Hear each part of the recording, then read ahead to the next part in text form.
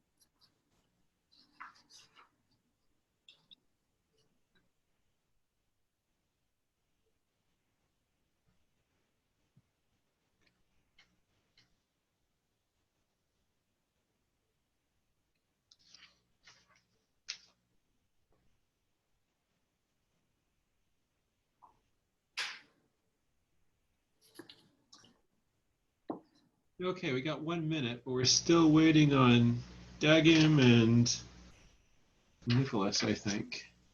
Oh, no, you're here. I just can't see.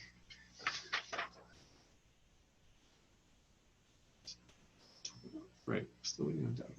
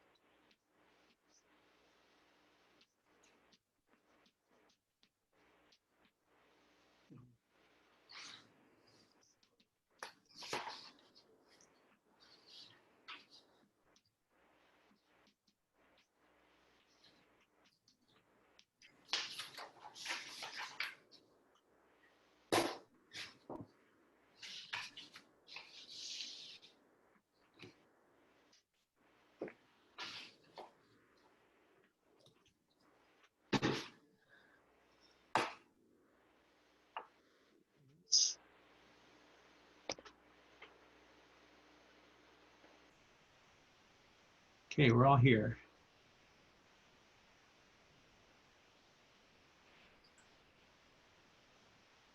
So let me ask you a question before we start. I noticed that a lot of you ended up in the waiting room. Was anybody able to get into the room without just using the password? Was anybody able to do that? Without using the password? With using the password, without going into the waiting room. I tried to set this room up so that you could let yourself into the room without my help. Like usually, you either go into a waiting room or you have to put in the password and it lets you into the room. Was anybody able to get into the room without going into the waiting room? Or no matter what, you went into the waiting room? Okay, waiting room. Okay, I'll see if I can figure out what the heck I did wrong. And because I would like you to be able to get into the room without having to wait for me to notice that you're in the waiting room. And I'll see if I can figure that out before next class. I think we're all here. If you would be so kind as to navigate there. Gesundheit. Thank you.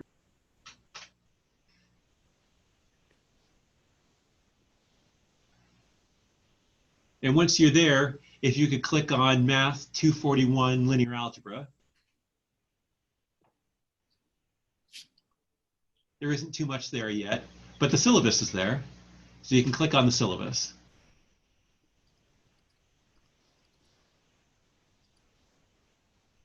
When you got the syllabus, can you give me a thumbs up? Okay. Good. Awesome. Yay. Okay, that's the vast majority of you.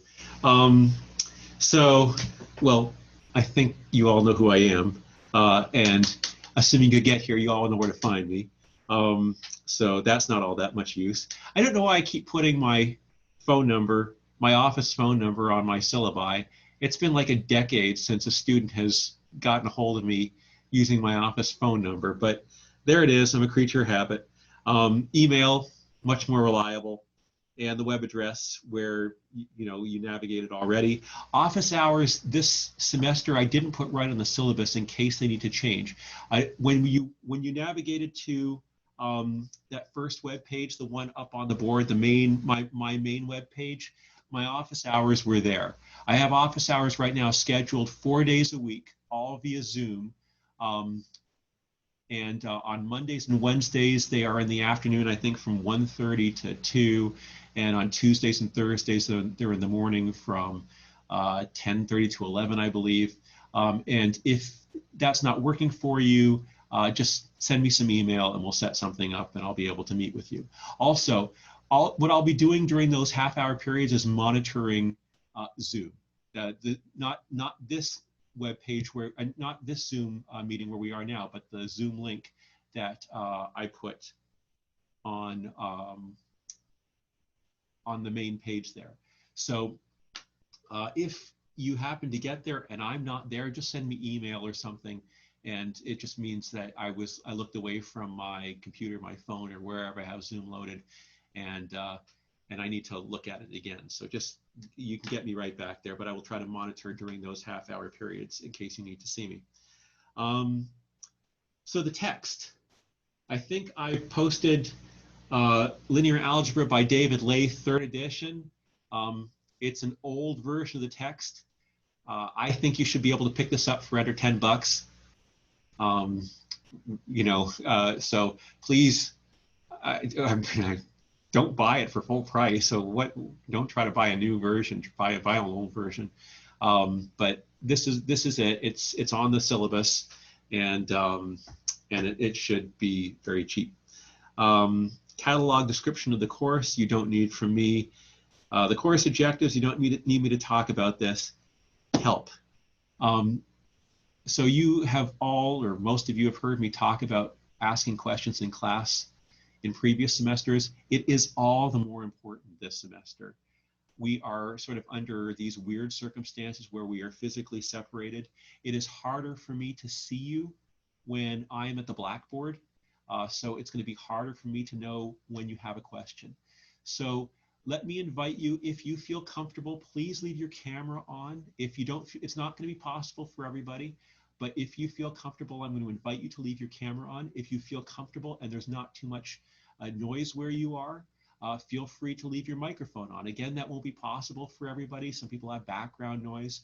But if your microphone's on, don't worry. I mean, as long as it's relatively quiet there, don't worry about disturbing anybody else. We actually did this during Super. I asked students to leave their microphones on if they felt comfortable doing so.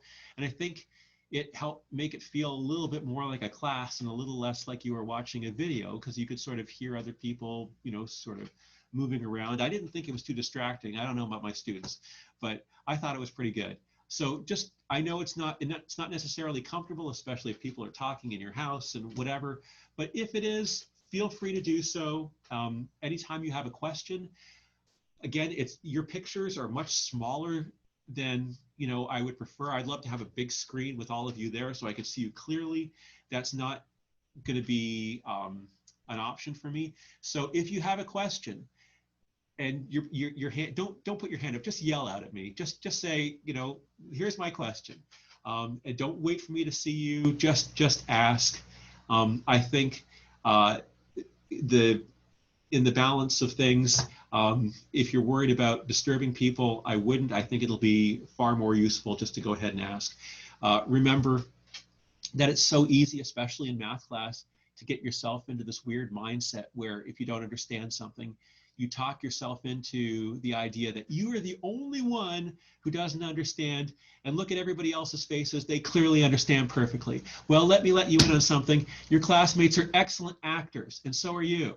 So if you think you're the only one who doesn't understand, I guarantee you're wrong. So please ask a question. Ask it as soon as you have it. Don't let 20 minutes go by where things are making very little sense. Just ask the question when you have it, and you'll be doing everybody a favor, not just yourself, but me and your classmates. Everybody will be happier. You know, if there are questions that pop up while you're doing your homework, feel free to contact me during office hours or any other time via email, and I will do my best to help you. Again, we are facing some unusual circumstances this semester, and so I will do my best to make sure that you have all the help that you need to have, you have all the understanding that you need to have. If there are some changes you'd like to make in terms of being able to contact me, feel free to send those along too. I'm very open to any suggestions. Okay, let's see. The web page, you've already seen the web page. The grading scheme for this course, you'll see that there are 2 midterms in this course, not 3, and each of them is worth 20%. The homework will be worth 30, and the final exam will be worth 30. I have the tentative dates for the midterms. I think those are real dates. Hopefully I didn't invent some sort of fictitious date on a non-existent calendar, but if I did, let me know. And again, if it turns out that I have scheduled a midterm right on top of a midterm that you all have in another class, feel free to let me know and we can push these dates around a little bit. Now, I just want to talk a little bit about the midterms. We're going to do something similar to what I suspect many of you had last semester. We won't do midterms in class. Instead, on days where we have a midterm, what I'll do is I'll post the midterm and there'll be like a 5-hour window and you'll have to pick like an hour somewhere in there and do your midterm. I will put a time limit on the midterm. Nobody wants to spend 5 hours doing you know, a linear algebra midterm, as fun as that sounds. So I will put a time limit on it. That's both for your benefit and for mine. I will try to keep, I'll keep it short enough that whatever time limit I put on, even if you are not the fastest test taker in the world, and I personally am not a fast test taker, I'm a slow test taker, that it should not be a huge deal to finish as long as you go in well prepared. And I will be sharing in the fairly near future a Google Drive with each of you. So each individual person will have a Google Drive that they share with me, and that's where you're going to post your stuff. You'll take not only that, but homework. There may be some homeworks. I'm not sure how well this is going to work with linear algebra, but there may be some homeworks where I can make up, what's it called? Multiple choice questions where I can put that kind of homework online and you'll get instant feedback. You know, when I put up a multiple choice homework, as soon as you do the homework, it says you got this one right and this one right and this one wrong, and you have instant feedback. But there will be other times where I'll need to see all your work. Obviously, in linear algebra, it's very work dependent, and when that happens, you'll put the stuff on Google Drive, same as an exam. Let's see. So my electronics policy that I normally have, I completely scrapped it this semester, and I am saying things that I cannot believe I would ever say. So of course you can still use a calculator in the class.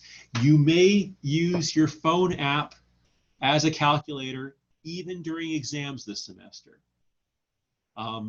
It just seems ridiculous not to do otherwise. Now, I imagine since you are all sort of techie people, that this will not come as a surprise to you, but most phones come with an app, a very basic phone app.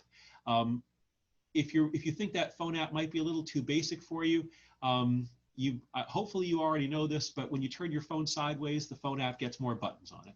So just in case there was anybody who didn't know that, your phone app might be a little bit more advanced than you imagine. And you're always welcome to download one of the fancy phone apps for people who do lots of scientific stuff. I don't think you're going to need that in this course. Basically, linear algebra, plus, minus, times, divide, that's all the arithmetic operations you need. So I can't believe I'm saying this.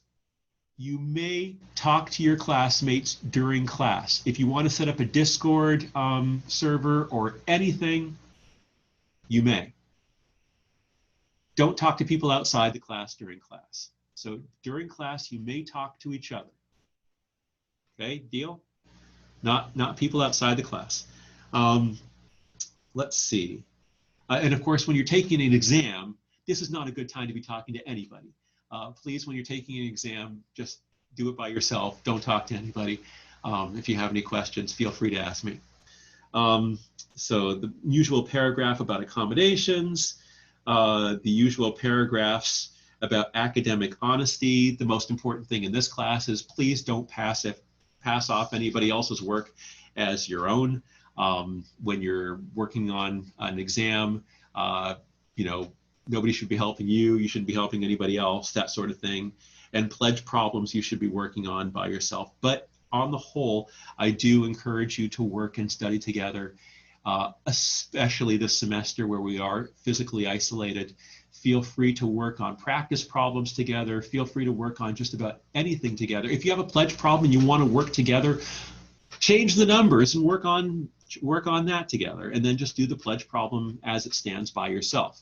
So work together, learn together. This is a good thing. It's one of the best things about going to college, that you have other people that you can work with. It's a little bit harder this semester. Please do it. And again, feel free to chat with each other, hopefully about the class, but I will leave that up to you during class. Homework, I will, in this course, not give homework every day, because in this course, there will be times where I'll want you to think about the homework a little bit more deeply than is possible if I give you homework every class period. We'll probably have a homework assignment about once a week, and you'll have about a week to do it. And sometimes it's not going to take you very long, and other times there will be questions on there which will be of a little bit more interest.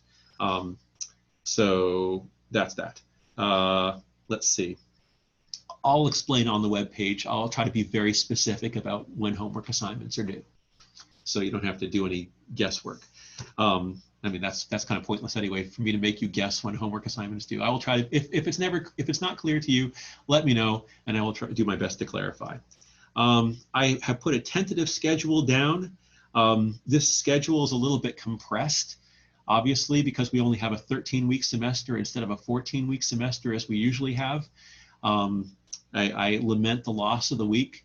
Maybe I'll feel better about it at the end of November when we're finished, when we're usually in the, going for our Thanksgiving break. But we do have some days missing. The fact that we will not be doing our midterms in class partially make up for that. That gives me 2 days back, so we're really only down a day. But it's still going to be a tight squeeze. I sort of decided this summer that if I have to decide between you understanding the material that we cover fully and me fully covering everything that normally gets covered in a 14-week semester, I will opt for the former.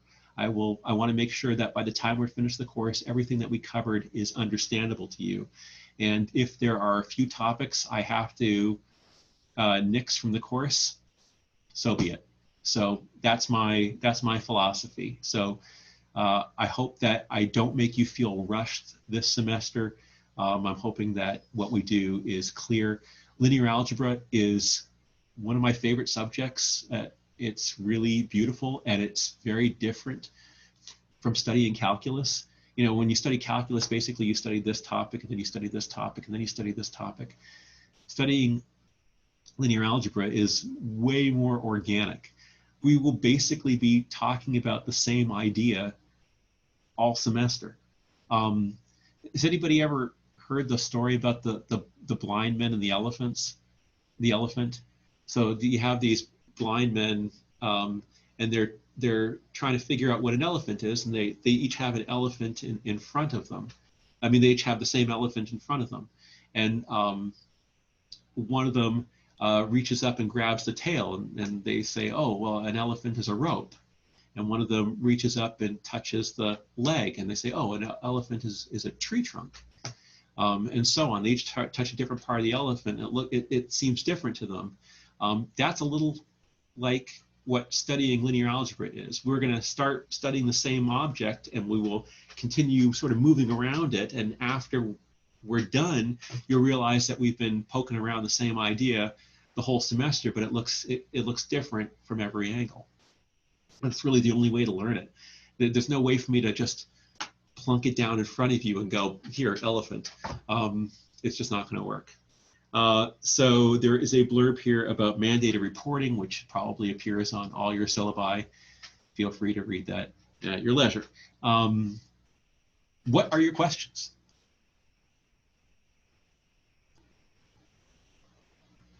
I have finally reached the point in my career where I'm perfectly clear.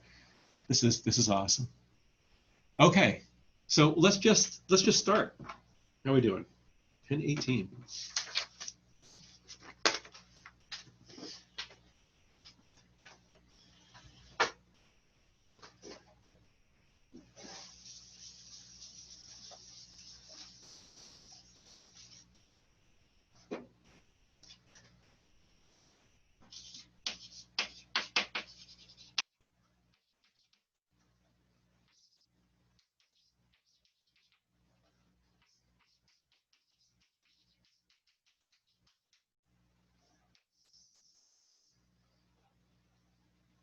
So one more comment about linear algebra is that you have all in your career gone about as far as you can in mathematics without studying linear algebra. You know, you are probably in the middle of a calculus sequence. You have differential equations probably coming up. You have a bunch of other courses, and you have gone as far as you can go without linear algebra.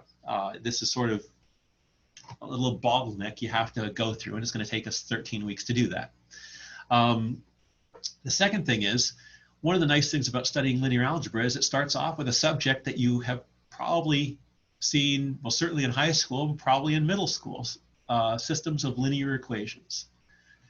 We just start off with an example.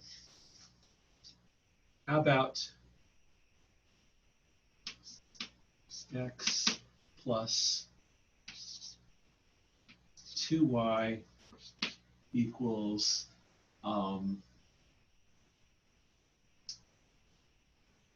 7 and 3x minus y equals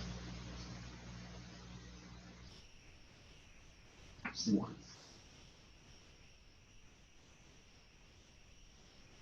So here we have a system of two equations, two linear equations, and two unknowns. I know you can go ahead and solve this because you've been solving things like this probably since middle school, but let's just stop for a second and think about this graphically. How do you imagine this first equation, x plus 2y equals 7? What pops into your head here? What picture?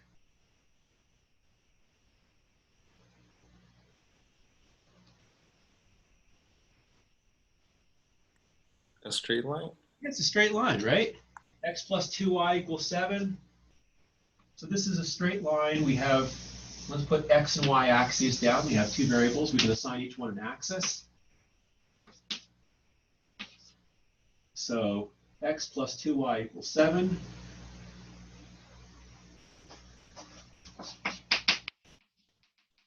Want to figure out what that straight line is? Let's get the y by itself. So 2y equals minus x plus 7. If I divide both sides by 2, I end up with y equals minus 1/2 x plus 7/2. So we have a line which crosses the y-axis at 3.5. So let's see, 1, 2, 3. And has slope minus 1/2.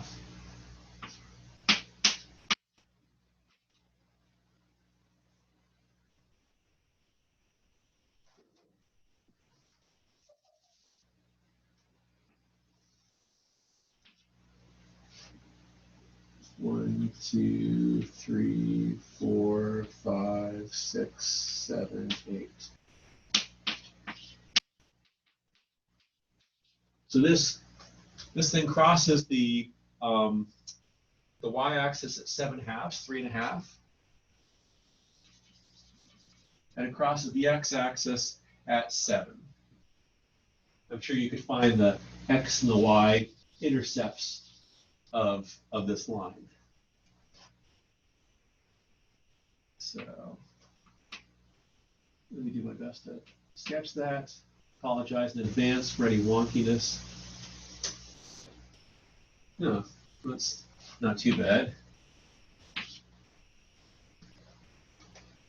So here we have the line x plus 2y equals 7.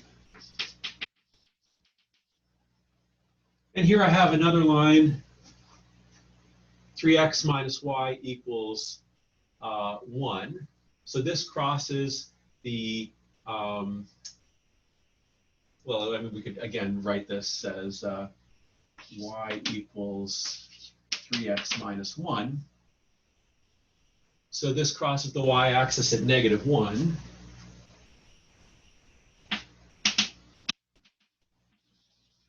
And it crosses the x-axis. It has slope 3, so it crosses the x-axis at 1/3. So this is 7/2 right here. And this is 1/3. And we have this line which does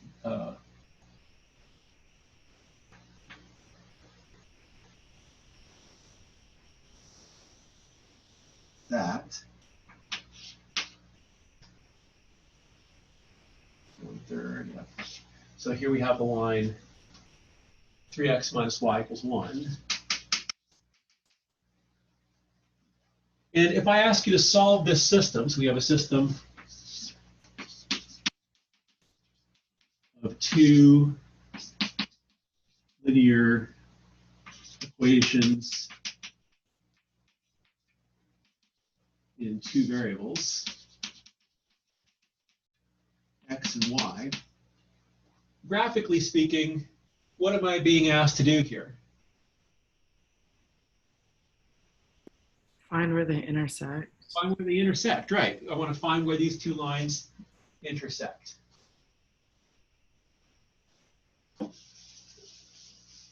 So the solution, so each equation represents a line.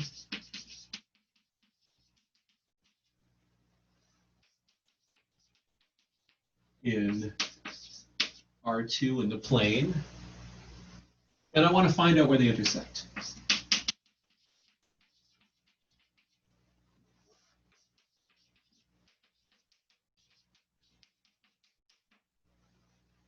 Now, when you were in middle school, you were introduced to several different techniques to solving this. So you already know you can solve this system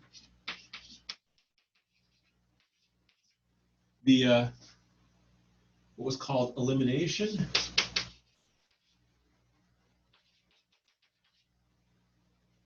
or substitution.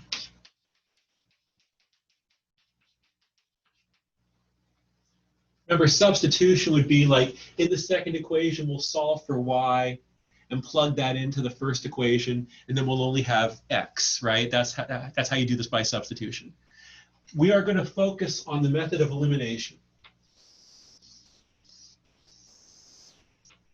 This is the method that is going to create the engine that makes all linear algebra go. Ugh.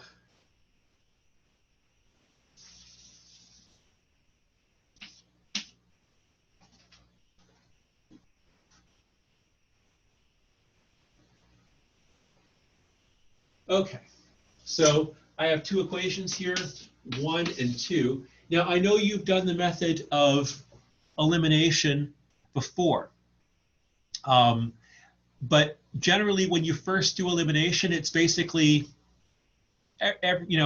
do whatever you have to do to get rid of variables, and then you get your answer.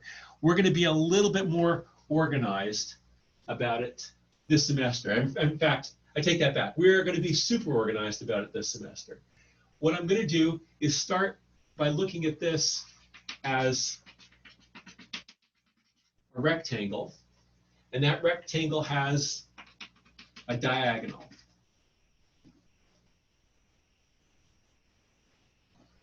What I'm going to do is look at the elements on the diagonal, the coefficients in front of the variables. So what I have in front of the x is a 1. What I have in front of here, this y is a 1. I want ultimately to have 1s on my diagonal. I'm going to start by taking stuff below the diagonal and making it 0. So here I have equation 1, here I have equation 2. I'm going to take 1 and leave it alone. So let's see, x plus 2y equals 7. And I'm going to take the second equation and subtract off 3 times the first equation. So we'll take the second equation and subtract 3 times the first equation to put a 0 right here. So if I take the second equation, that's 3x, subtract 3 times the first equation, 3x minus 3x is 0. The second equation minus 3 times the first equation, so that's this minus, so y minus 3 times 2y, that's y minus 6y is, oh sorry, that's negative y minus 6 times y, so that's minus 7y. So I took negative y and I subtracted off 3 times 2y. So negative y minus 6y is negative 7y. So I have negative 7y here. And over here I have 1 minus 3 times 7. 1 minus 3 times 7 is 1 minus 21. What is that? Negative 20.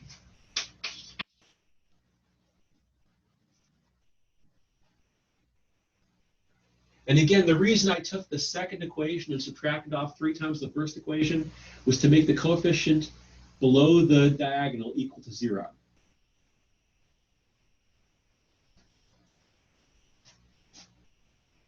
Now basically, I already have I can figure out what y is now. Let's just take the second equation. So now I have a brand new 1 and 2. Let's take the second equation.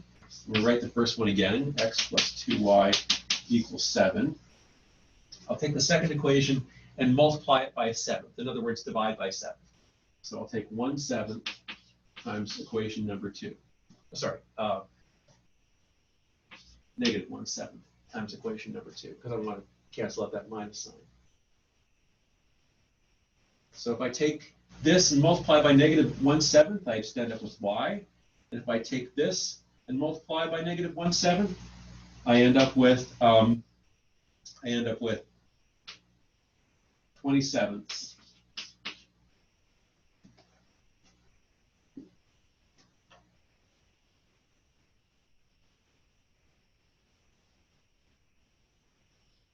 Again, here's my equation 1 and here's my equation 2. Now I want to turn my attention to what's above the diagonal. I want to make that zeros.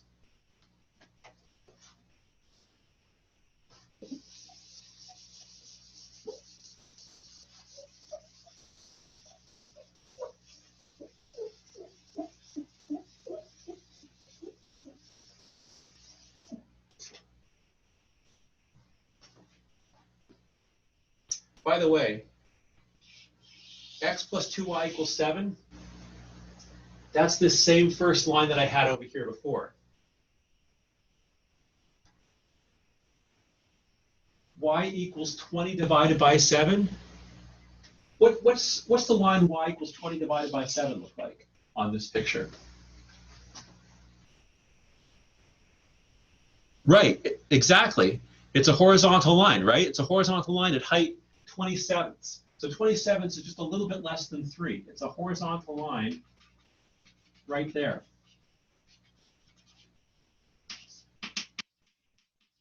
So now instead of having these two lines, I still have this one. but I replaced this second line with a horizontal line.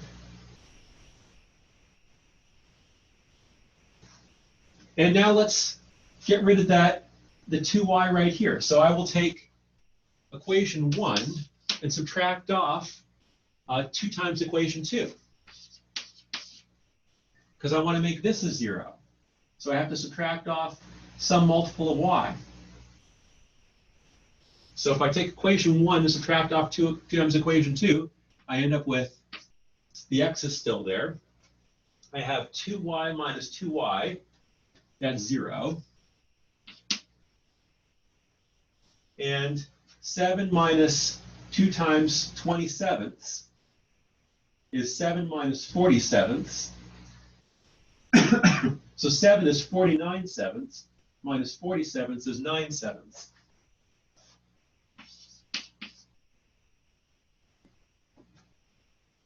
And I still have my equation number 2, which was y equals, where'd it go? 27ths.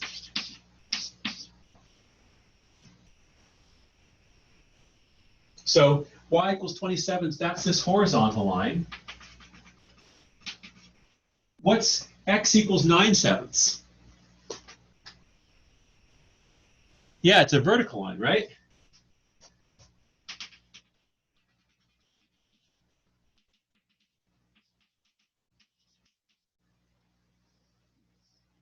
So we started off looking for the intersection of these two lines. And every time we did one of these operations, we replaced a line that we had before with a new line. But we didn't change the crossings at all. The place where this line and this horizontal line crossed was the same as the intersection of the first two lines. And when we finally have a vertical line and a horizontal line, which is what we have here, a vertical line and a horizontal line, they still cross in the same place. Is everybody okay with this? Okay. So there are 3 kinds of operations that you're allowed to do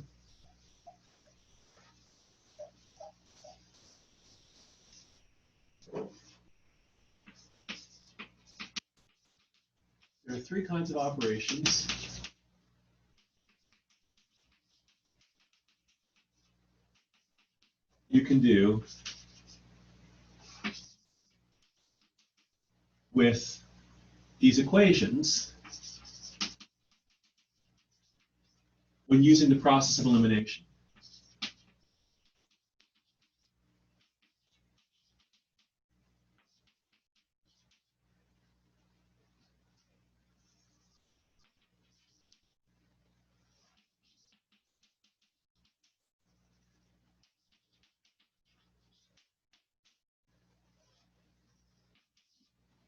First, you can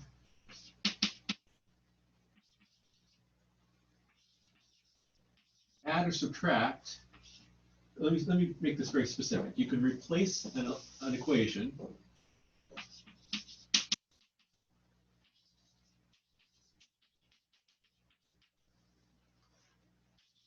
by itself plus or minus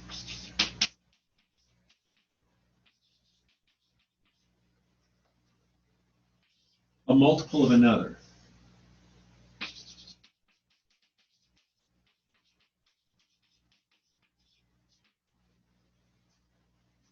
So we can replace equation 1 with the original equation 1 plus or minus, in this case minus, a multiple of another equation.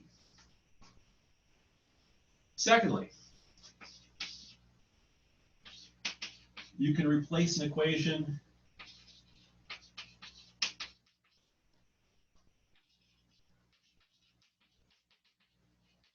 with a non-zero multiple of itself.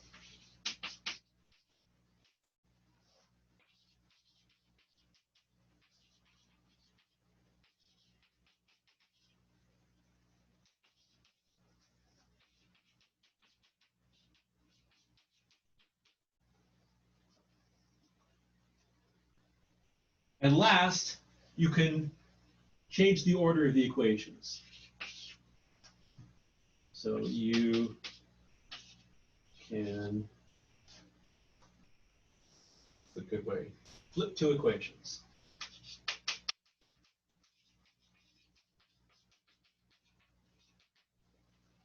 One in the position of the second one, and the second one in the position of the third of the first one. Those are the three operations you can do.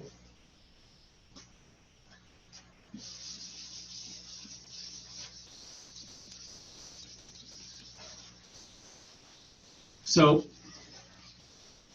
it's okay to replace equation 1 with 1 minus 3 times 2. Because what I've done, that's this.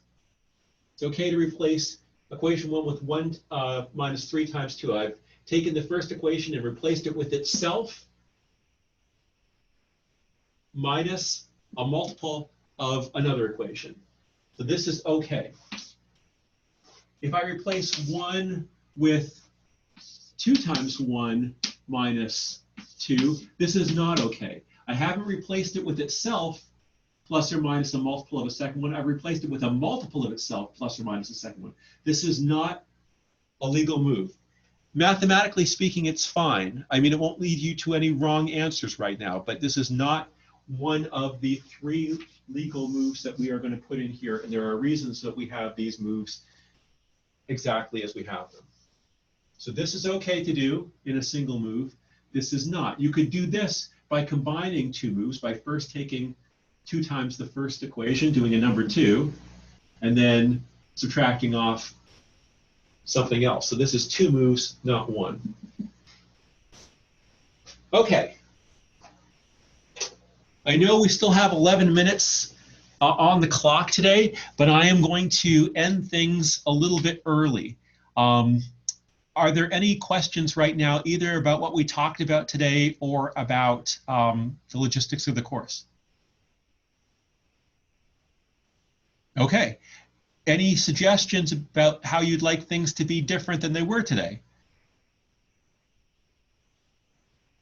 Okay.